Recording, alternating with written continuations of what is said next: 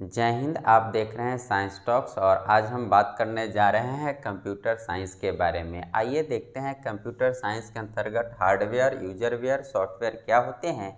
सबसे पहले मैं एक आपको बुनियादी इसकी समझ दे रहा हूं, उसके बाद वन बाय वन करके एक एक टॉपिक को मैं डील करूंगा। आप जान रहे हैं कि आज के सभी कॉम्पिटिटिव एग्जाम में कंप्यूटर से रिलेटेड, आईटी सेक्टर से रिलेटेड बहुत सारे क्वेश्चन पूछे जा रहे हैं, तो उसी को ध्यान में रखकर मैं ये आपके सामने क्लास लेकर आया हूँ।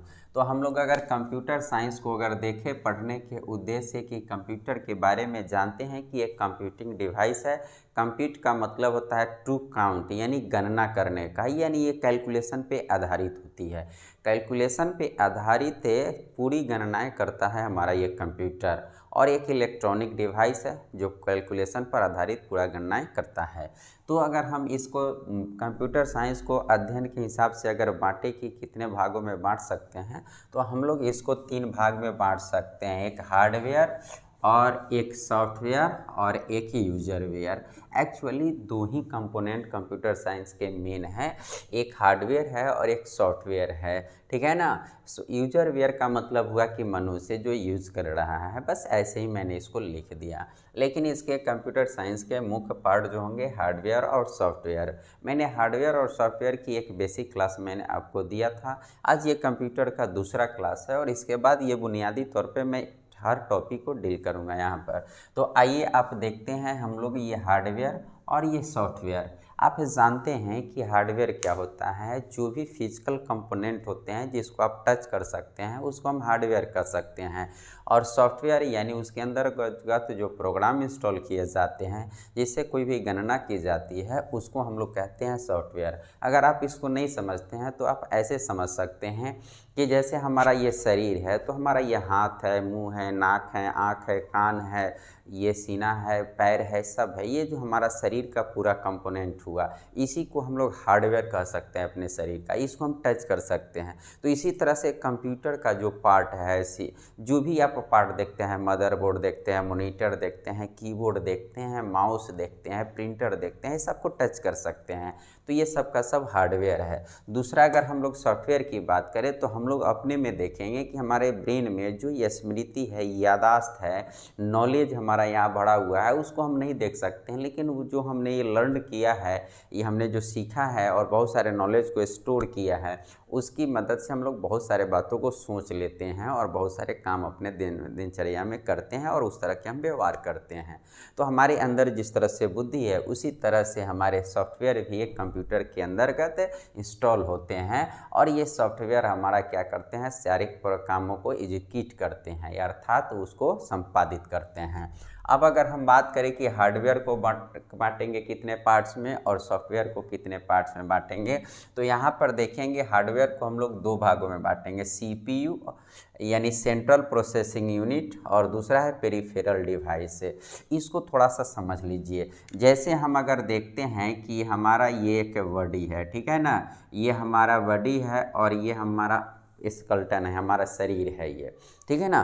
तो ये शरीर में आप देखेंगे कि मानव शरीर का अगर आप देखते हैं तो एक बीच में स्केलेटन होता है जो गर्दन से लेकर कमर तक की ये होती है, और इसमें इधर से हाथ जुड़ा हुआ है, ऊपर से गर्दन जुड़ा हुआ है, इधर से पैर जुड़ा हुआ है, ठीक है ना। बहुत सारे पार्ट और उसके अंग जुड़े हुए हैं। इसके अंदर जाएंगे तो लीवर है, किडनी है, फेफड़ा है, सब उसमें जुड़ा हुआ है। यानी एक मोटा सा ये स्केलेटन अगर आप देख सकते हैं कि एक बॉडी का आधार है और उससे बहुत सारे अंग जुड़े हुए होते हैं।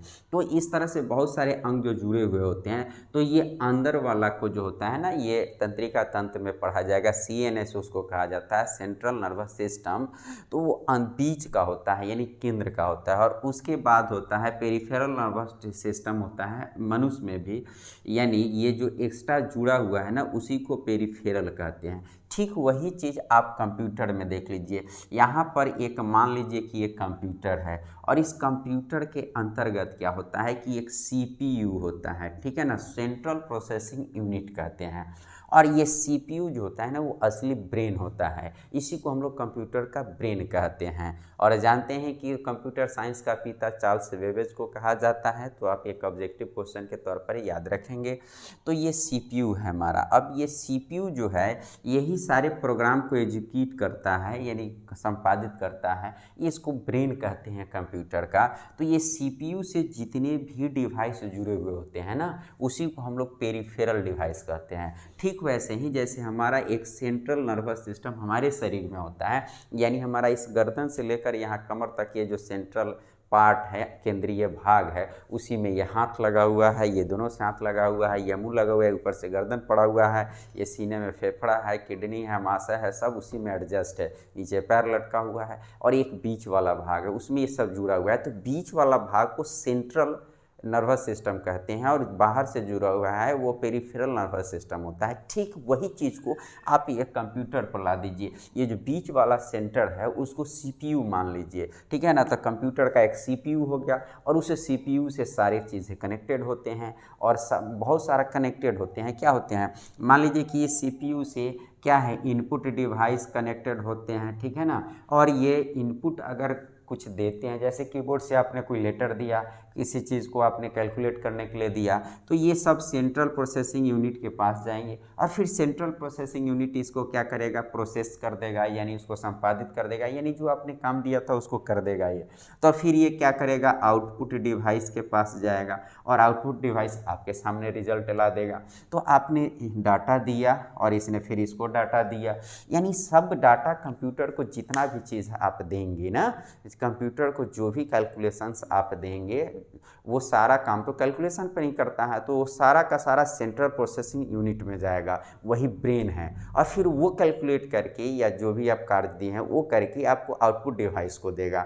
तो इनपुट डिवाइस से लिया और आउटपुट से आपको दिया, यानी असली जो काम को एग्जीक्यूट करने का, संपादित करने का जो मेन कंपोनेंट है कंप्यूटर का, वो सीपीयू है। और इसी सीपीयू से जितने भी डिवाइस जुड़े हुए हैं, that is called peripheral device, वही सब का सब पेरिफेरल डिवाइस कहलाते हैं। तो पेरिफेरल डिवाइस को आपने समझ गया होगा। इस तरह से मनुष्य में भी पेरिफेरल नर्वस सिस्टम और क्या कहते हैं कि सेंट्रल नर्वस सिस्टम होता है, वैसे ही यहाँ भी आप, यानी कंप्यूटर के सीपीयू से जो जितने भी पार्ट जुड़े हुए रहते हैं, उसी को, कंप्यूटर के बहुत सारे पार्ट हैं, और वो सब सेंट्रल प्रोसेसिंग यूनिट से अंत अंत तक वो कनेक्टेड होते हैं, यानी उनका मूल उद्देश्य होता है सेंट्रल प्रोसेसिंग यूनिट तक पहुंचाना डाटा को, और फिर वहाँ से लेकर हमारे तक यूजरवेयर तक पहुँचाना। तो ये डाटा वहाँ तक पहुँचाने में सीपीयू तक, और फिर वहाँ से हमारे तक पहुँचाने में जितने भी डिवाइस कनेक्टेड है, दोज ऑल आर कॉल्ड क्या, पेरिफेरल डिवाइस, वो सभी को पेरिफेरल डिवाइस कहेंगे। और सेंट्रल प्रोसेसिंग तो आपने देख ही लिया कि ये सबके सेंटर में है, यानी ये मेन ब्रेन है, इसको कंप्यूटर का ब्रेन कहते हैं। अब इस सेंट्रल प्रोसेसिंग यूनिट का भी पार्ट होता है, सेंट्रल प्रोसेसिंग यूनिट जिसको हम लोग संक्षिप्त में सीपीयू बोलते हैं, कंप्यूटर का ब्रेन कहते हैं। ये 3 पार्ट में डिवाइड होते हैं, एएलयू, सीयू और एमयू। एएलयू का मतलब होता है अर्थमेटिक लॉजिक यूनिट, ये कैलकुलेटिंग करने का काम करते हैं। कंट्रोल यूनिट का काम होता है कि किसी चीज़ को कंट्रोल करते हैं, जैसे आपने कट का बटन देखा होगा, मिनिमाइज का देखा होगा, मैक्सिमाइज का देखा होगा, ये सब इस तरह के कंट्रोल यूनिट होते हैं। फिर मेमोरी यूनिट आप देखते हैं। मेमोरी यूनिट कहने का मतलब इस डाटा को स्टोर करने के लिए उसमें जो मेमोरी होती हैं उसी को हम लोग मेमोरी यूनिट कहते हैं। तो central processing are of 3 components, ये हमारा क्या है, एलयू, सीयू और MU, arithmetic logic unit, control unit और मेमोरी यूनिट है।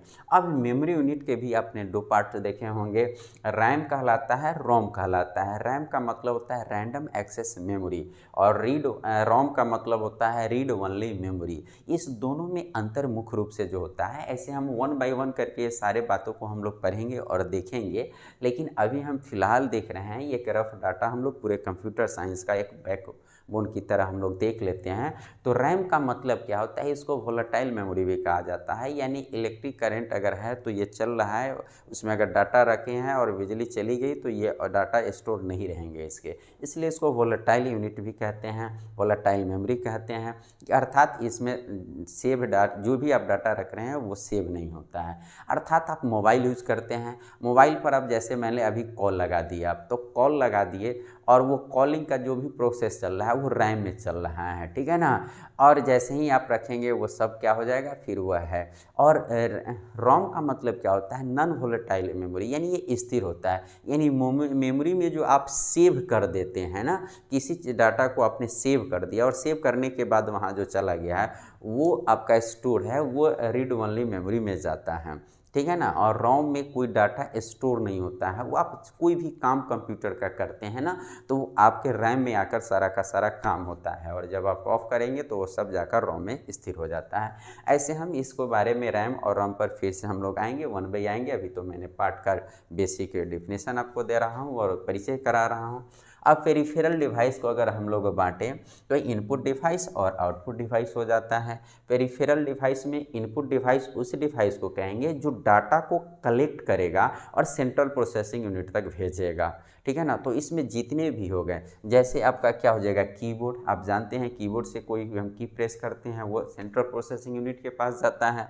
फिर हम माउस जानते हैं, ठीक है ना, माउस से हम लोग कोई डाटा इन करते हैं। लाइव पेन, ये भी एक डाटा इन करने का ही आप है।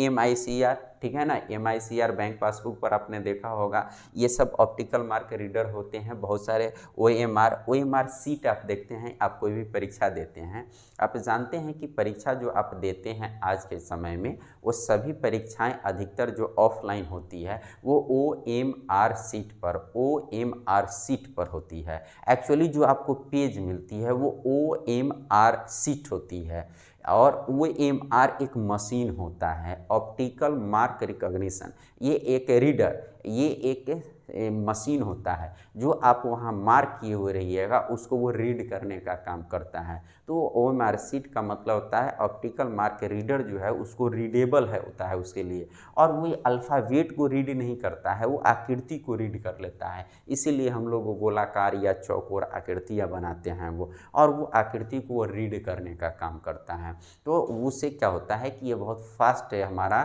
कोई भी डाटा का कलेक्शन हम लोग कर लेते हैं उसके ज़रिए। हम उसका लिखा हुआ तो कंट्रोल नहीं कर सकता है कंप्यूटर, लेकिन वो शेप को, आकृति को वो रीड कर लेता है। तो ये एक टेक्निक है, इस टेक्निक को भी डिटेल में हम लोग ये सारे को वन बाई वन करके हम लोग पढ़ेंगे, देखेंगे। तो उसी तरह से हमारा क्या हो गया कि ये हमारा क्या हो गया, आउटपुट डिवाइस हो गया। तो ये क्या है, सॉरी, ये इनपुट डिवाइस में हम लोग थे। तो इन MICR, ये OBR, स्कैनर भी आप देखते हैं, स्कैनर देखते हैं ना, प्रिंटर और स्कैनर में अंतर होता है। स्कैन करके डाटा आप कंप्यूटर में फीड करते हैं, प्रिंटर का काम होता है डाटा प्रिंट करके आपको देता है, तब प्रिंटर आपका आउटपुट डिवाइस हो जाएगा और स्कैनर आपका इनपुट डिवाइस हो जाएगा। ये ध्यान रखिएगा, आजकल प्रिंटर और स्कैनर दोनों एक ही सिस्टम यूनिट में आ जाते हैं, यानी एक ही मशीन में आ जाते हैं। तो ये कार्य के आधार पर और कौन डाटा दे रहा है कौन ले रहा है इसके आधार पर ये इनपुट आउटपुट डिवाइस बांटा गया है।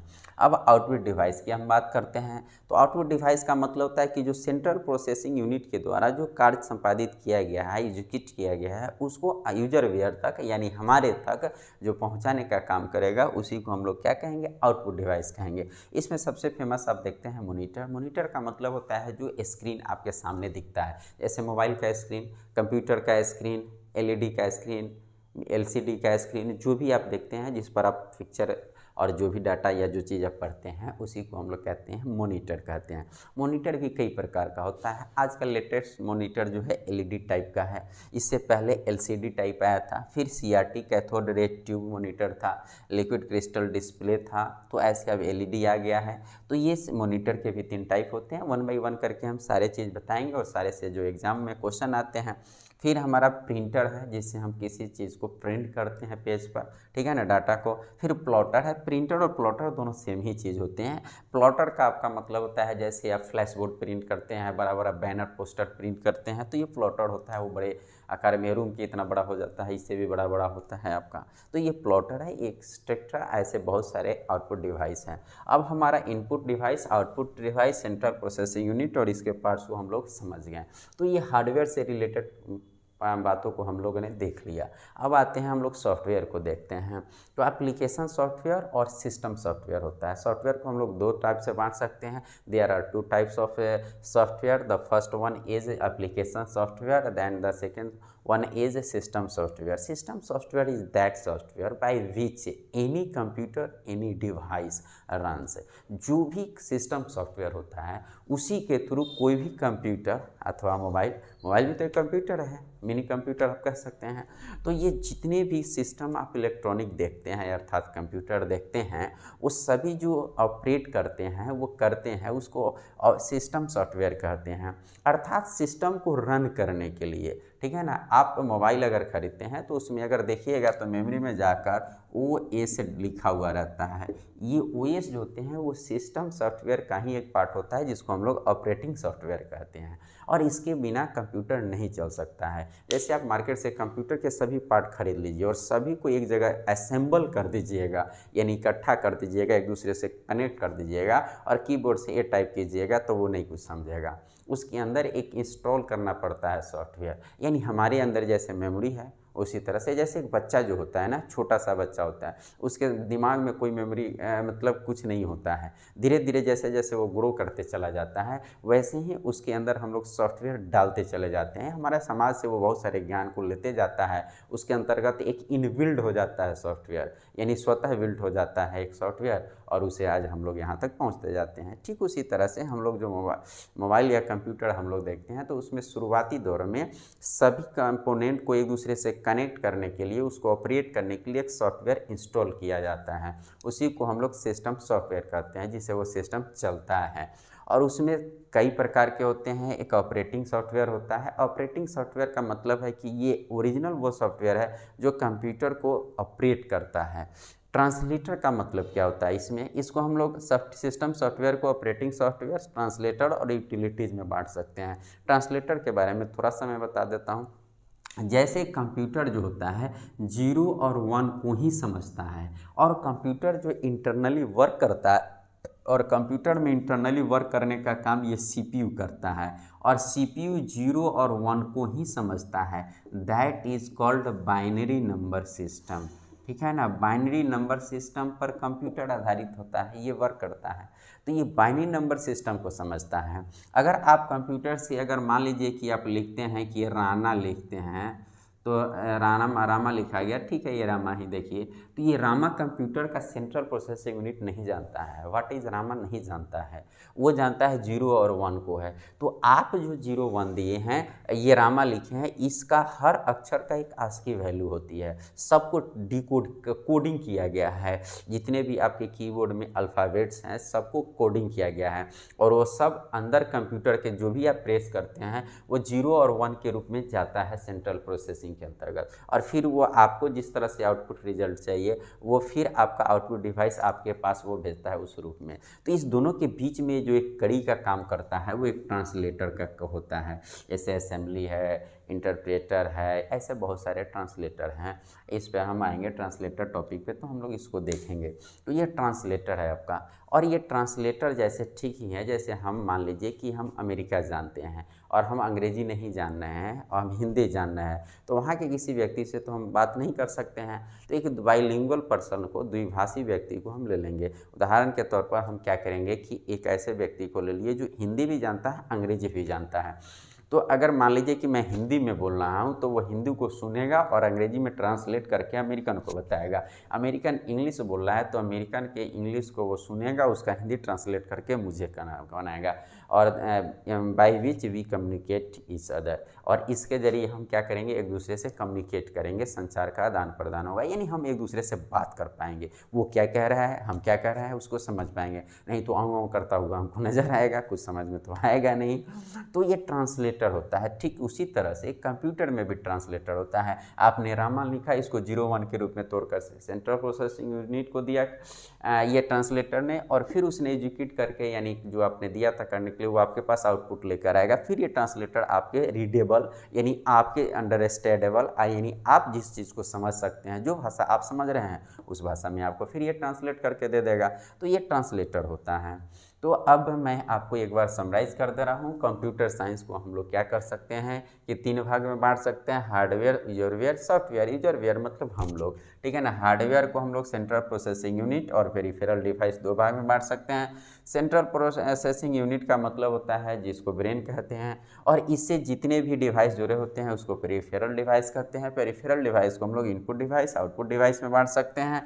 फिर सेंट्रल प्रोसेसिंग यूनिट को 3 भाग में बाँट सकते हैं, एलयू, सीयू और MU. Arithmetic logic unit, control unit, memory unit. Memory unit को भी रैम और रोम में बांट सकते हैं, रैंडम एक्सेस मेमोरी, और रोम का मतलब होता है रीड ओनली मेमोरी। फिर हम लोग अगर बात करते हैं सॉफ्टवेयर की बात कर सकते हैं, तो सॉफ्टवेयर को हम लोग 2 भाग में बांट सकते हैं, एप्लीकेशन सॉफ्टवेयर और system software. Operating software, system software को ऑपरेटिंग सॉफ्टवेयर, ट्रांसलेटर और इंटेलिजेंस कहेंगे। एक चीज़ मैं बताना भूल गया था कि एप्लीकेशन सॉफ्टवेयर क्या होता है। एप्लीकेशन का मतलब होता है जो आप एक्स्ट्रा वर्क के लिए उसमें इंस्टॉल करते हैं, यानी एक कंप्यूटर को चलाने के लिए जितना ज़रूरत की चीज़ें थी, एप्लीकेशन सॉफ्टवेयर थी, वो इंस्टॉल बाय डिफ़ॉल्ट किया रहता है। लेकिन अगर मान लीजिए कि आप बहुत सारा चीज़ करते हैं, जैसे आपके मोबाइल में बहुत सारी चीज़ें क्या होती है कि इंस्टॉल होती है, और जब आप उसके कुछ अगला आप काम करना चाहते हैं, जैसे आप गेम खेलना चाहते हैं, तो गेम के लिए जो आप उसमें एक सॉफ्टवेयर इंस्टॉल करेंगे, वो सॉफ्टवेयर क्या होता है कि एप्लीकेशन सॉफ्टवेयर हो जाएगा। यानी अलग अलग कार्यों के लिए अलग अलग अपने आवश्यकता अनुसार जो सॉफ्टवेयर कंप्यूटर के अंतर्गत इंस्टॉल करते हैं, that are called application software.